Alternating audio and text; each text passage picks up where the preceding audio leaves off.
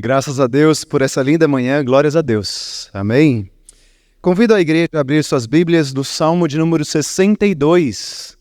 Salmo de lamento e de confiança. Salmo de número 62.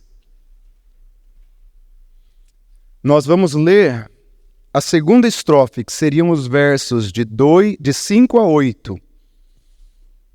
Portanto, Salmo de número 62, versos de 5 a 8. Mas antes de ler, vamos buscar a presença do Senhor. Pai bondoso, Pai celestial, Pai que é perfeito. Nesta manhã, nós pedimos em nome de Jesus que o Senhor toque os nossos corações, que o Senhor fale. Nós precisamos de Ti, ó Pai. Que o Senhor edifique a Tua igreja. Nós pedimos humildemente, confiantes, no nome santo de Jesus. Amém. Diz assim a palavra do Senhor: que a minha alma espere em silêncio diante de Deus, pois nele está a minha esperança. Somente Ele é a minha rocha e minha salvação, minha fortaleza onde não serei abalado. Minha vitória e minha honra vêm somente de Deus. Ele é meu refúgio, uma rocha segura. Ó meu povo, confie nele em todo o tempo. Derrame o coração diante dele, pois Deus é o nosso refúgio. Palavras do Senhor, amém? Quando eu tinha 21 anos, Deus me chamou para o ministério pastoral, né? O ministério da pregação e também dos sacramentos. Eu tinha 21 anos, na época eu cursava Relações Internacionais em São Paulo, era um período de férias, de inverno, né?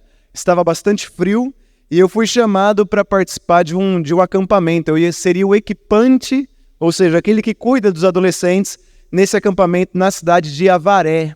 A preletora era a missionária búlgara, que trabalhou por muito tempo em Florianópolis. Ali foi o ministério dela, né? Filha do pastor Matias. Ela era preletora desse acampamento, fazia bastante frio, e eu lembro como se fosse ontem a ocasião. A búlgara estava em uma das palavras, né, uma das noites ministrando. Nós estávamos na capela, é um salão, ao lado tem um bosque muito bonito, e ela então estava falando a palavra de Deus, cheia do Espírito Santo, ministrando, e ela disse que na ocasião o Espírito Santo tinha revelado a ela que dali teriam pastores, pastoras, servos que ministrariam às nações, né? E naquele momento o meu coração começou a queimar, começou a ficar difícil de respirar. Eu comecei a ficar tomado ali de uma presença e de um chamado e de uma experiência que não dá para se explicar. Então, o peito ele estava tão cheio que eu decidi sair da capela e ao lado tinha um bosque, né? Um bosque cheio de árvores, assim, e fazia bastante frio. E eu saí para aquele bosque, então, e eu me curvei. Estava tudo escuro, porque a luz só ficava ali na capela, naquele templo. O resto do acampamento estava apagado, é uma região bem grande, à beira da represa em Avaré. E aí eu fui para o bosque, no silêncio, ouvindo, né, a búlgara ministrando, a missionária búlgara ministrando ali na capela, e eu me prostrei ao chão. Então eu me ajoelhei e prostrei-me ao chão, um chão gelado, uma terra molhada do orvalho da noite, né? Era de noite. E aí eu desejava ardentemente escutar a voz de Deus. Eu desejava ardentemente ver Deus, porque se Ele estava me chamando, então eu queria ter ali a presença dEle completa para assim estar preparado para ser enviado, né? E ali eu comecei a dizer: Senhor, eu quero te ver, eu quero ouvir tua voz, eu quero sentir a tua presença. E aí, de repente, eu parei e fiquei naquele aguardo, né, naquela expectativa santa de que algo estava acontecendo e de que algo continuaria acontecendo. E ao longe, o bosque ele é uma descida, assim, lá na parte de cima, eu comecei então a ouvir alguns passos vindo na minha direção. Eu abri os olhos, não vi ninguém, fechei meus olhos e falei: é agora, né? E aí eu sentia esses passos vindo e as folhas estavam secas do inverno. E eu senti então os estralar dessas folhas quebrando, e cada vez mais alto, e sentindo essa presença chegando, aquela expectativa de que algo tremendo estava acontecendo, meu peito disparado, meu coração, eu ali me entregando, algo transcendental ali acontecendo, até que eu parei e eu falei: Senhor, eu não quero te ver, eu não quero te ouvir. Meu coração certamente não vai resistir perceber a tua grandeza. E aí eu comecei a falar: Senhor, já é suficiente a sua presença e eu já consigo perceber que o Senhor está aqui. E naquele segundo, tudo parou. Parecia que estava um silêncio completo ali naquele bosque. Nem a palavra da búlgara ou da ministração eu consegui ouvir.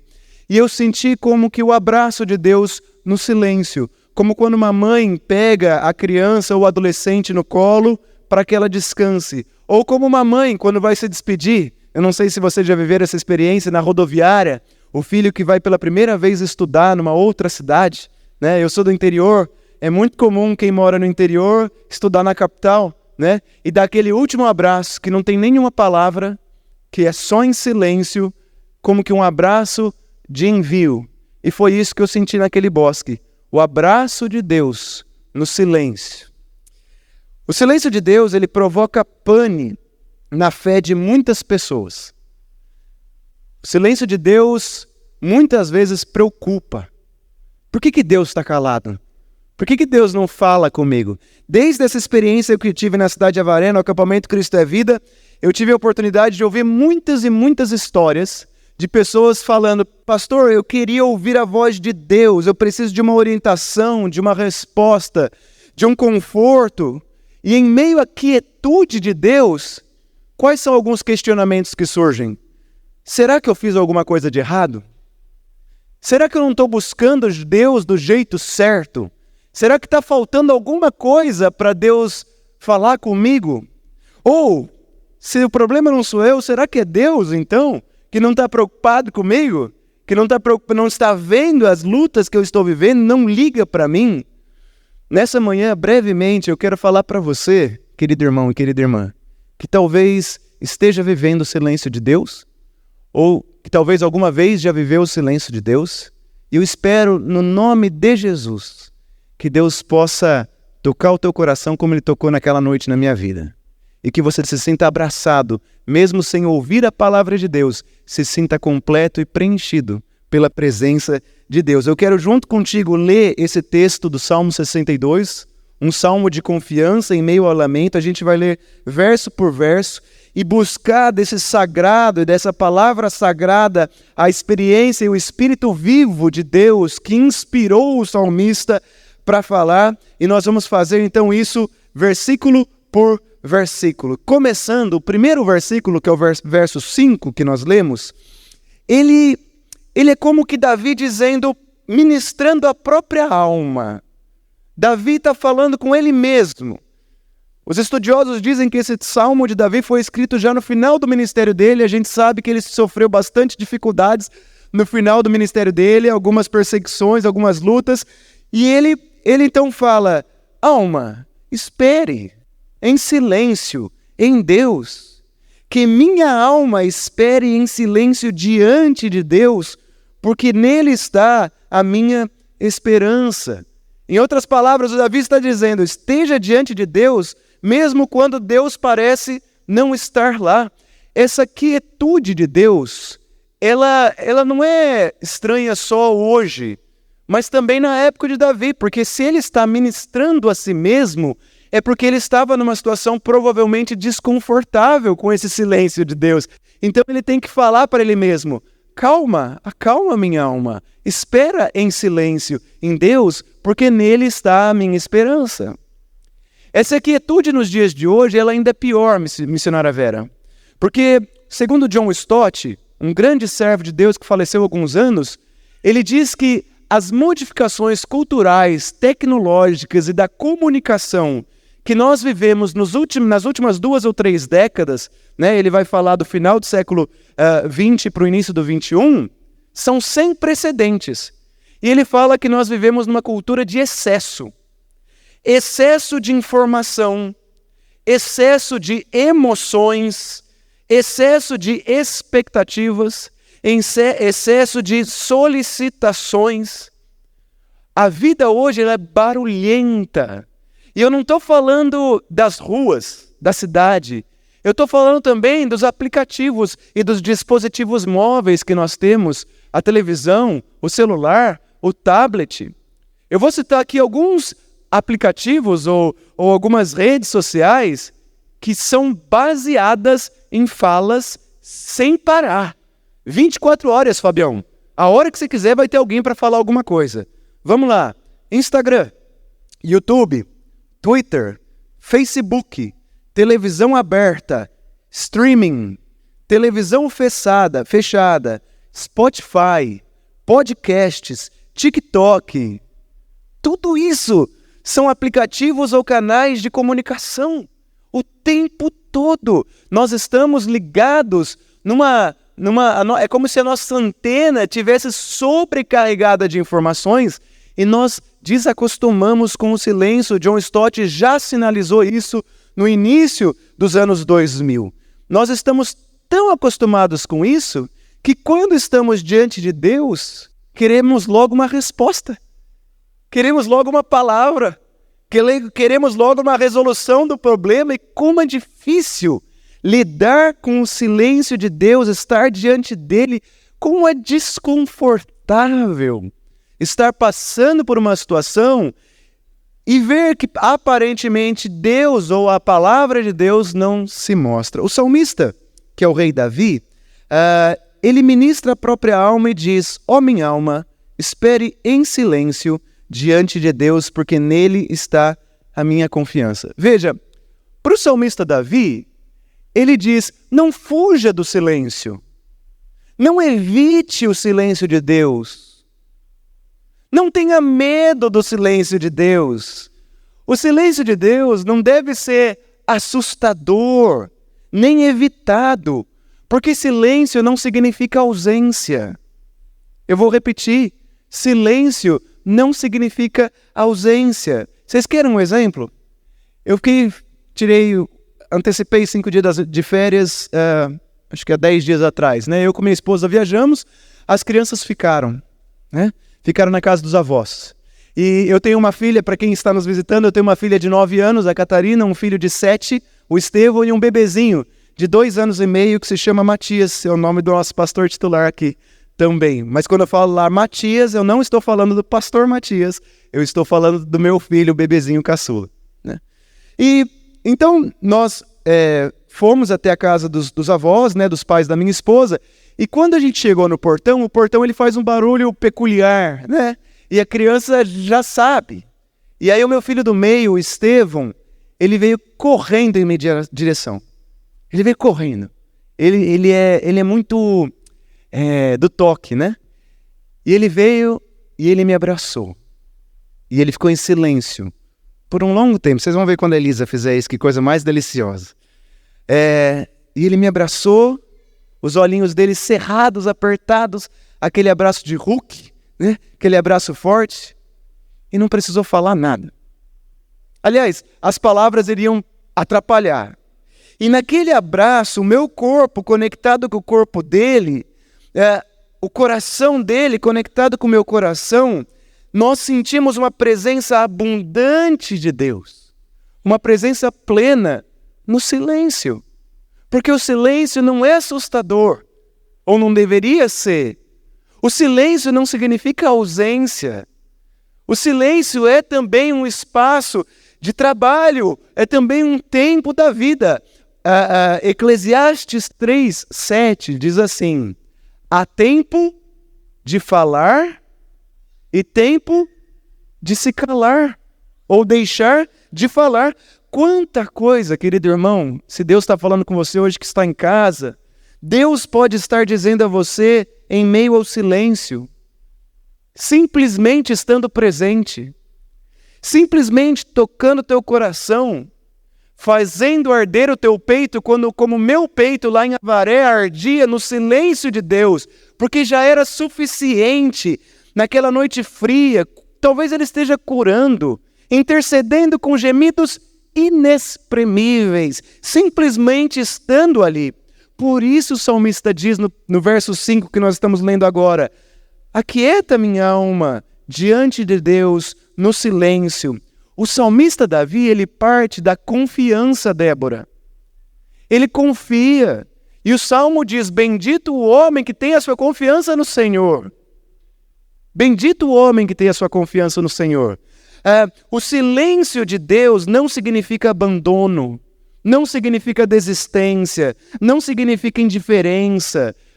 Parta da confiança e não da desconfiança, porque quando, diante do silêncio de Deus, eu sinto medo, é como se eu estivesse partindo da desconfiança.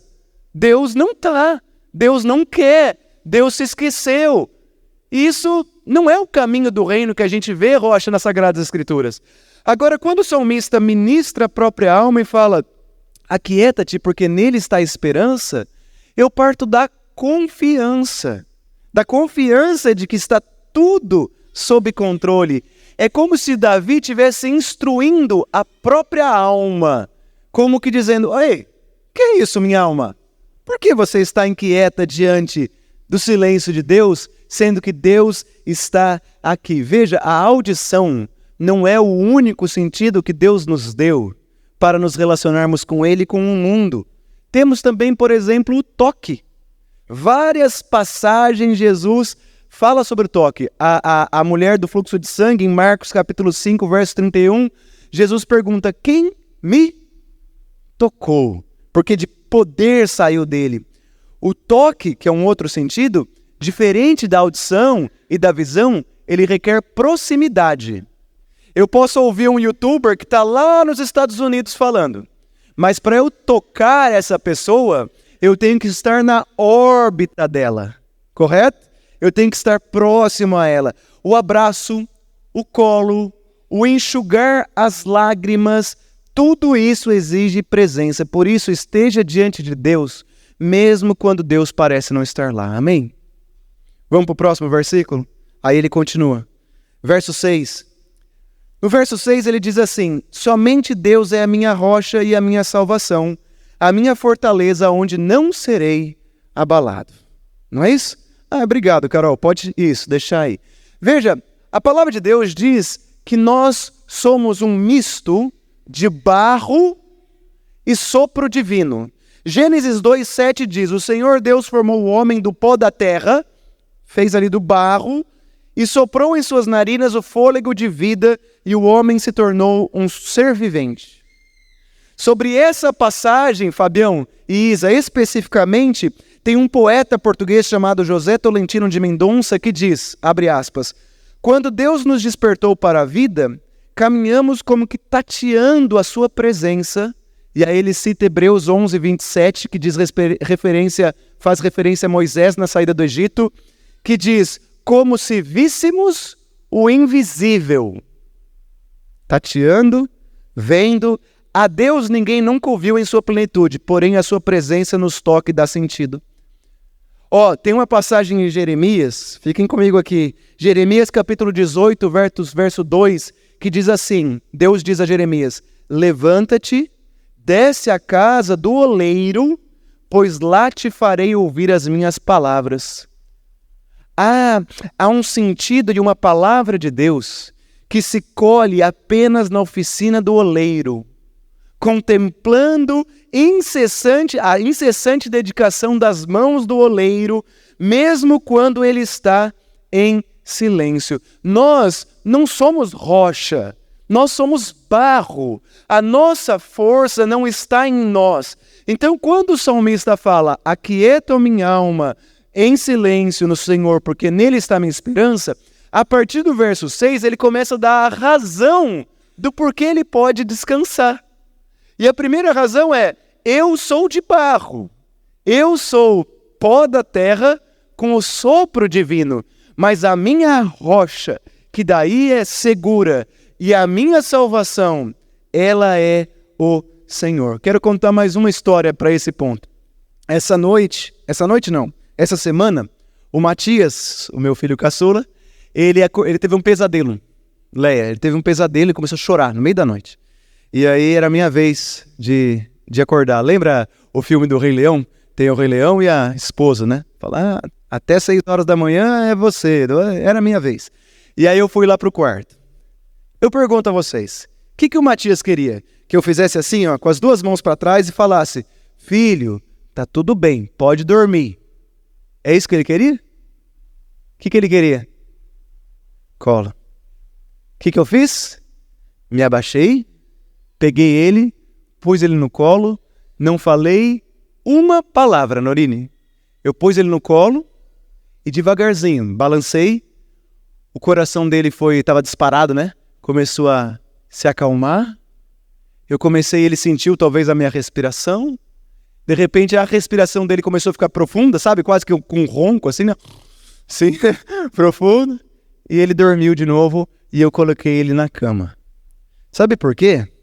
Porque para o Matias, a rocha dele, diante de um pesadelo, é o braço do Pai. Hoje é dia dos pais. Quem que é o nosso Pai Celestial?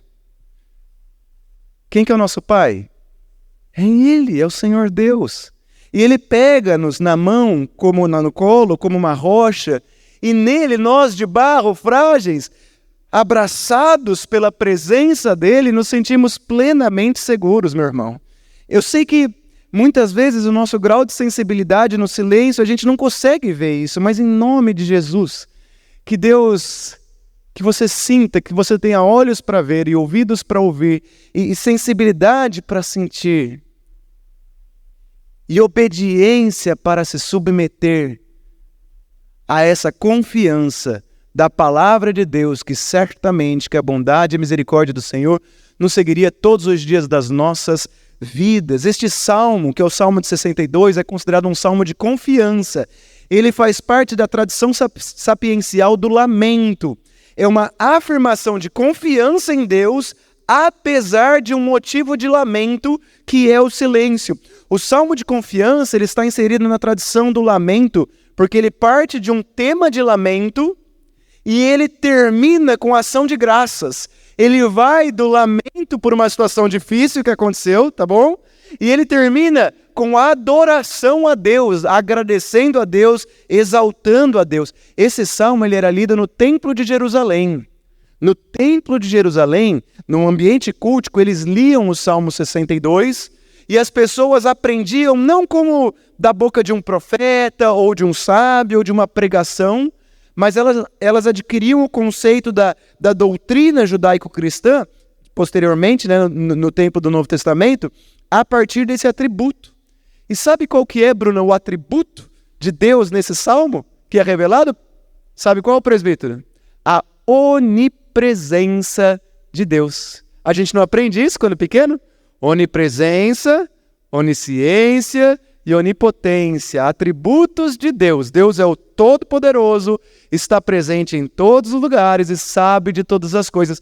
Quando esse salmo era lido no templo, eles saíam do lamento das lutas próprias desse mundo que jaz no maligno, mas eles, do presbítero Paulino, terminavam, culminavam, desembocavam na ação de graças pela onipresença do Deus que está em todos os lugares e é a nossa rocha, mesmo quando Ele está em silêncio. Na vida adulta nós temos muitas lutas, muitas vezes nós não conseguimos ser como os pássaros e os lírios do campo porque nós desconfiamos, e porque desconfiamos, sofremos. Nessa manhã eu quero falar para você, meu irmão, para você, minha irmã, deixe-se ser tocado pela graça divina, como eu fui naquela noite no acampamento, como o Matias foi quando eu peguei ele no colo, e diga em alto e bom tom para sua alma: Deus é a minha rocha, Ele é a minha salvação, Ele é a minha fortaleza, onde eu não serei abalado. As palavras têm poder quando proclamadas em nome de Jesus. Ontem estávamos lá com a Nath, né, num ano de aniversário, e é dito quando Jesus pega no colo, né, uma criança, ele diz: quem receber em meu nome a um desses pequeninos, a mim me recebe. Em nome de Jesus nós fazemos as coisas, em nome de Jesus nós continuamos, em nome do quê? De tudo que Jesus fez, Farião. da morte na cruz do Calvário. Em nome de Jesus, eu vivo por Cristo e a morte é lucro. Em nome de Jesus, eu vou superar todos os obstáculos. Em nome de Jesus, não deixarei Satanás sussurrar ao meu ouvido de que Deus não está presente, de que Deus desistiu, de que eu sou o problema, mas eu vou simplesmente usar os outros sentidos que eu tenho para poder perceber a presença gloriosa de Deus pela graça maravilhosa de Deus. O meu cunhado, irmão da Mariana, mais velho, é deficiente auditivo, ele não escuta nada. E dizem que o deficiente auditivo, ele desenvolve os outros sentidos com mais qualidade até às vezes do que nós, porque eles têm essa limitação. Essa semana eu conversei com uma irmã que tem o risco de ficar cega de um olho, e isso assusta, porque é uma parte do sentido que vai se perder. Mas quando eu ministro a minha alma, eu falo alma, e como que a gente ministra a nossa alma? Indo na célula, sendo discipulado por alguém, procurando os pastores, os presbíteros, os líderes da igreja. Semana, conversando com um pastor, ele falou algo muito bonito, agora falando aos presbíteros. Ele falou que o pastor, ele pastoreia o conselho, e junto com os presbíteros e presbíteras, ele pastoreia a igreja. A comunidade deve procurar o presbítero e a presbítera, não só para resolver situações, logísticas ou estruturais, mas dizendo assim, eu preciso de uma palavra. Eu preciso de uma orientação. Eu preciso da tua oração. Porque ele também é um pastor, meu pastora, Cada um de nós. O linguajar pentecostal vai falar tomar posse, mas é de fato viver essa vida como o salmista Davi está fazendo, de confiar em Deus e não partir da desconfiança. Mas vamos então para a penúltimo, a conclusão vai ser o último, verso 7. Por favor, Carol. Pois, por fim, o salmista ele diz assim, minha vitória e minha honra vem somente de Deus, Ele é o meu refúgio, uma rocha segura. No Novo Testamento nós aprendemos que nossa vitória vem de Deus. Jesus Cristo morreu, ressuscitou e ao terceiro dia, depois ficou um tempo conosco e enviou o Consolador, o Espírito do próprio Deus. E é esse o Espírito que toca a nossa alma nos lugares mais profundos. E Ele nos convence do pecado, da justiça, do juízo, intercede por nós em gemidos inexprimíveis, distribui dons para a edificação da igreja. Preste atenção, irmão e irmã. O Espírito Santo é como uma água que penetra a terra para que a terra floresça. Ele não é um vai e vem de comunicação ou um marketing de Deus. O Espírito Santo não é um marketing de Deus, ele não é um vai e vem de comunicação, como nós estamos acostumados com o YouTube, Facebook, Instagram, esse excesso de emoções, excesso de informações, excesso. Por que é tão difícil às vezes ficarmos em silêncio na presença de Deus, deixando que a água vagarosamente entre na terra, rasgue a terra, o barro que está no nosso coração, fomos feitos de barro, e começa a gerar uma vida onde tudo se faz novo e vai transformando. Ele toca no mais profundo do nosso ser de uma forma inenarrável, uma forma que nos instrui, porque o Espírito Santo nos guia, nos instrui, e como um fogo ilumina a nossa vida, santifica, restaura. Na tradição farisaica, na época de Jesus, existia uma cerca para os intocáveis, os leprosos. Mas Jesus ele estende as mãos e toca o intocável. O puro toca o impuro e purifica o impuro. O leproso tinha naquela época a obrigação de viver longe, fora das povoações, fora das pessoas. E quando chegasse na cidade tinha que avisar todo mundo que estava chegando. E aí em Lucas 5,12, um leproso diz assim, Senhor, se tu quiseres, podes purificar-me. E aí Jesus vai, toca a sua mão e purifica e manifesta poder. Ele é encontrado, ele é tocado, ele é assumido, ele é aceito, ele é resgatado com a sua humanidade restaurada. Nessa manhã, olhando para essa vitória e honra é a presença do Espírito nas nossas vidas. E quando nós fomos batizados, a Elisa no tempo dela vai ser batizada, quando nós recebemos ali a presença do Espírito Santo, Deus sela em nós a presença dele. E aí nós crescemos e nos enchemos do Espírito Santo. Você, querido irmão e querida irmã, indo para o final já, que talvez esteja sofrendo com o silêncio de Deus, eu quero te dizer nessa noite que Deus está ao seu lado. À luz das Sagradas Escrituras que se abrem e que eu medito e que nós meditamos dia a dia, tudo o que ela revela para nós sobre Deus aqui é suficiente. E aqui diz que Ele não nos desampara, que Ele está, que Ele toca, que Ele fala quando Ele quer, que há tempo para tudo. Portanto, não se desespere. Eu quero dar um último exemplo. Imagine que a Catarina, eu já citei cada um dos meus filhos, né? Primeiro o Estevão, um abraço no portão, depois o Matias, a noite de pesadelo, agora a Catarina, que senão ela vai achar que foi injusto, né? Tem que falar onde cada um. Imagine que a Catarina vem pela manhã assim e fala, pai, vai ter almoço hoje? Aí eu falo assim, filha, vai, fica tranquilo, claro, vai ser uma delícia o almoço. Falei pra ela, não falei? Aí ela vira, passa 10 minutos, presbítero Rodrigo, ela fala, pai, vai ter almoço, tem certeza? Tenho, filha, vai ter almoço. Aí ela vai fazer as coisas, pai, eu tô preocupada, vai ter almoço? Filha, vai ter almoço. Não, pai, é que eu tenho que ir pra escola e eu não quero desmaiar lá sem ter comida. Filha, eu já falei que vai ter almoço. E aí ela volta de novo e fica a manhã inteira repetindo.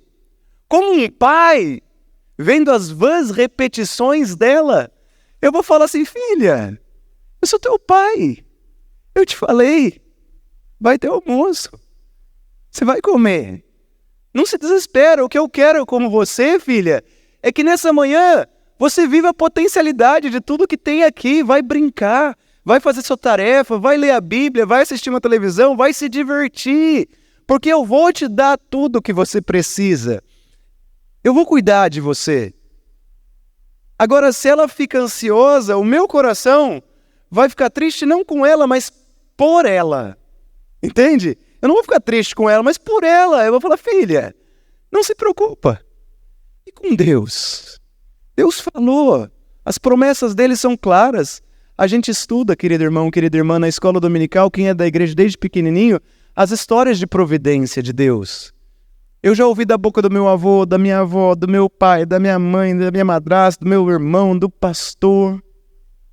Só que a nossa alma, ela fica desconfortável às vezes. Ela fica inquieta, como a alma do salmista. E aí, essa é a hora de obedecer. De pegar a palavra, deixar a palavra de Deus falar mais alto do que a palavra do meu coração. A palavra do Espírito falar mais alta do que os anseios da minha alma. A palavra do Senhor ser mais alto do que as minhas emoções que estão e podem estar desequilibradas como um lago ardente.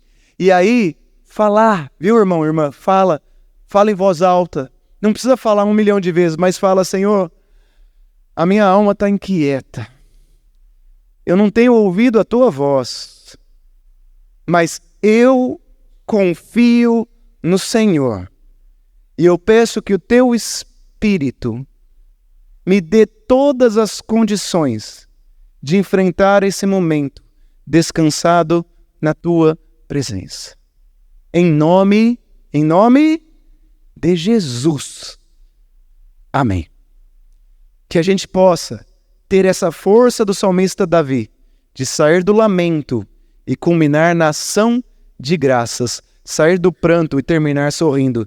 E o desafio para nós, discípulos de Jesus, que fazem discípulos de Jesus, é lembrar a nós mesmos e ensinar aos novos convertidos a cultivar um tipo de vida que esteja na órbita de Jesus.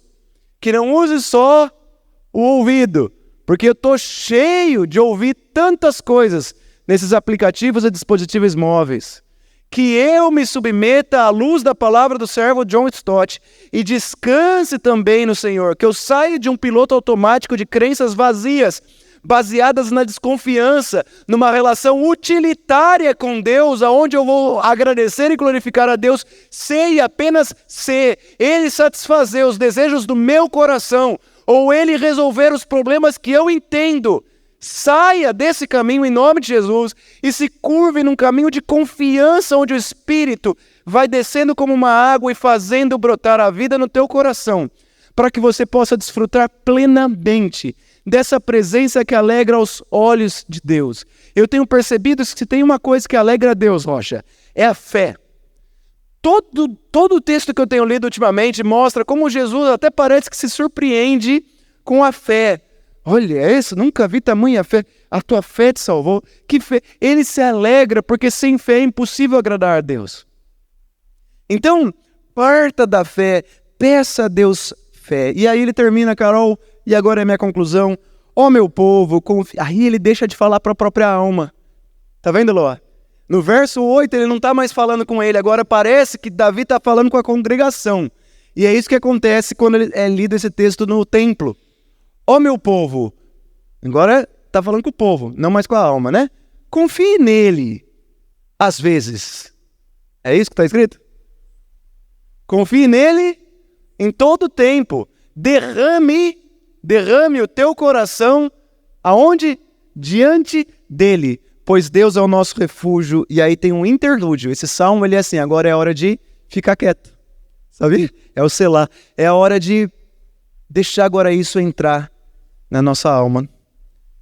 Você já sentiu a presença de Deus?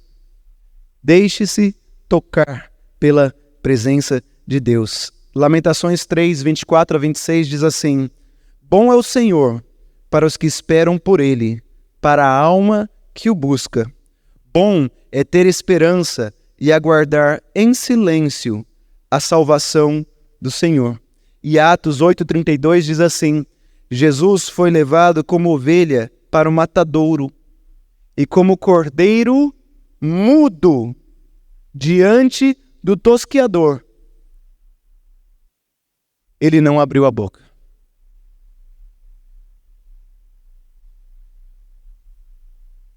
Quando Jesus foi questionado pelo Sinédrio, ele não abriu a boca. Aquele silêncio era ruim? Aquele era silêncio do amor. Deus te ama profundamente. E tudo que ele faz é por amor, porque isso é tributo dele. Ele é onipresente. Ele pode estar em silêncio. É desconfortável, mas nunca duvide do sacrifício na cruz do Calvário de Jesus Cristo em silêncio por nós. Vamos orar? Quero convidar você a ficar em pé. Feche teus olhos se você pudesse. Querido irmão, querida irmã, se você tem sentido o silêncio de Deus, se Ele não tem respondido do jeito que você gostaria, e você tem se sentido desconfortável, fale agora isso para Ele. Deus não é um ídolo que tem olhos, mas não vê, ouvidos, mas não ouve, boca, mas não fala. Ele não é um conceito, ele não é uma ideia, ele não está preso nas folhas frias impressas, mas ele está aqui agora. E essa palavra ele trouxe para você. Ele fez arder no meu coração primeiro, mas pensando em você. Em você que está assistindo agora pela internet ou vai assistir em algum outro momento. E eu quero te convidar a falar: Deus, nesse aspecto,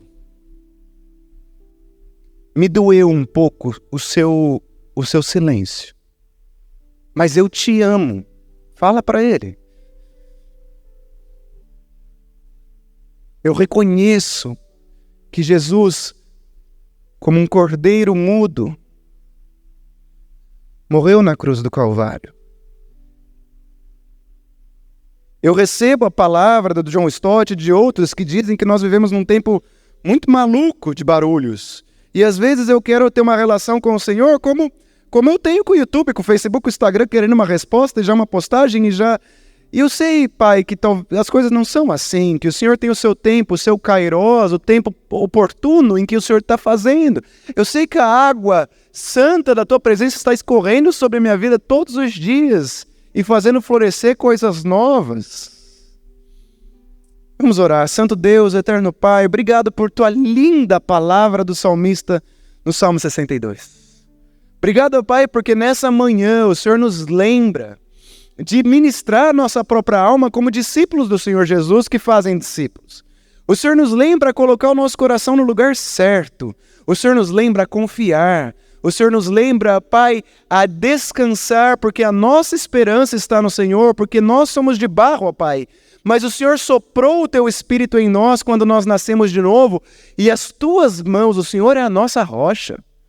Pai, que nós possamos levantar os nossos rostos e exaltar ao Senhor com ações de graças, e que nós possamos andar como aqueles que sim, sofrem lutas, que sim, têm espinhos na carne, mas que glorificam ao Senhor mesmo na prisão, cantando e entoando louvores. Ó Pai, ajuda em especial aqueles que têm sofrido com o Teu silêncio. Ajuda-os, ó Pai, a dar fruto em tempo e fora de tempo, e que no grande dia em que o Senhor dar uma palavra, que essa palavra faça transbordar a glória do Senhor. Ó Pai, toda honra, toda glória, todo louvor sejam dados a Ti. Nós reconhecemos a Tua grandeza, a santidade, a beleza da Tua santidade. Nós reconhecemos, ó Pai, que o Senhor é tudo para nós, que é o Senhor quem renova as nossas forças, que é o Senhor quem nos guia, e quando nós não somos capazes de orar por nós mesmos, em gemidos inexprimíveis, o Senhor intercede por nós. Obrigado, Senhor, abençoa a Tua igreja, abençoe os pais aqui, e ajuda-nos a andar firmes na jornada que nos foi confiada, até o dia em que o Senhor virá como um relâmpago, em que o Senhor chamará o Teu povo para a glória celestial, e aí nós vamos poder finalmente estar plenamente na Tua presença. Nós oramos no nome santo e precioso de Jesus, agradecidos pela palavra. Amém e amém.